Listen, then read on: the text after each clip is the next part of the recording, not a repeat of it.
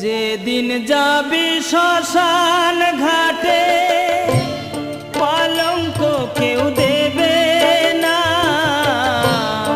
হিসাবের ফল শূন্য হবে, কিছুই যে তোর থাকবে না। যেদিন যাবি